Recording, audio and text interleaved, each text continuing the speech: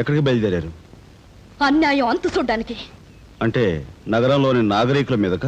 అవును, అవసరమైతే మా ప్రాణాలు పోగొట్టుకునైనా సరే మా ధర్మనదొరని కాపాడి తెచ్చుకుంటాం. ఏడు బిజులు నువ్వు చెప్పేది?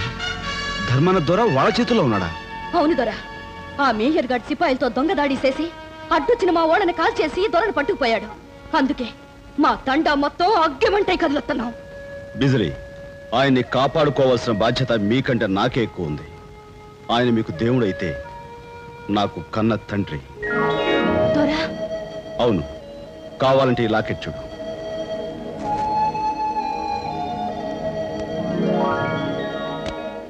అయితే పద దొర, మనందరం కలిసి ఆ మేయర్ గారిని అంతం చేద్దాం. వద్దు బిజిలీ, అంతా కలిసి యుద్ధానికి బయలుదేరితే ఆయన ప్రాణానికే ప్రమాదం తలపెట్టచ్చు ఆ మేయర్. కొన్ని సమయాల్లో శత్రువులను కొట్టడానికి కావాల్సింది సాహసం కాదు, తెలివితేటలు. నేనే ఒంటరిగా వెళ్ళి ఆయన రక్షణ తీసుకొస్తాను.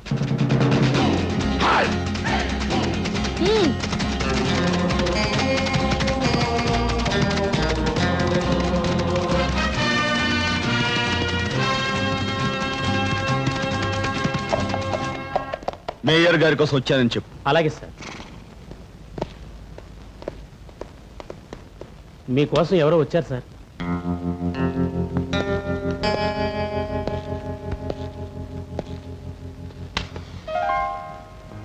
Hello mister Bharat.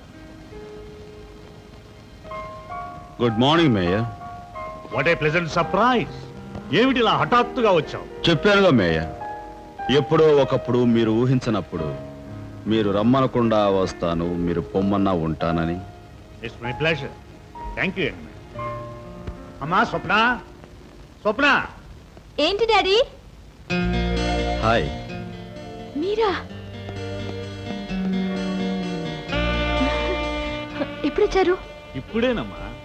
మన ఆతిథ్యం స్వీకరించడానికి, మనల్ని ఆనందపరచడానికి ఇప్పటికి వీలైందమ్మా ఇతనికి. ఇంతకాలం ఎక్కడున్నారు? ఓ అందమైన అమ్మాయి గుండెలో గూడు కట్టుకుని ఉండిపోయాను. Good good. ఎవరా అమ్మాయి? అందమైన కళ లాంటిది, సుందరమైన చిత్రం లాంటిది. Her name it self is a dream. అర్థమైంది యంగ్ మ్యాన్, అర్థమైంది. నువ్వు ఇక వెళ్ళటానికి రాలేదు, మాతో పాటే మావాడిగా ఇక్కడ ఉండటానికి వచ్చావని అర్థమైంది. అమ్మా స్వప్న, అబ్బాయిని లోపలికి తీసుకువెళ్ళు. ఈ రాత్రికే బ్రహ్మాండమైన విందు ఇతని కోసం ఏర్పాటు చేస్తాను. కమాన్ కమాన్, టేక్ హిమ్. Okay, come. చాలా బొమ్మలు గీసేవే. How are they? విలువ కట్టలేనంత అపురూపంగా ఉన్నాయి. దీని ఖరీదు చెప్పమంటే ఈ బొమ్మను గీసిన చెయ్యని అందుకుని ఓ ముద్దు ఇవ్వచ్చు.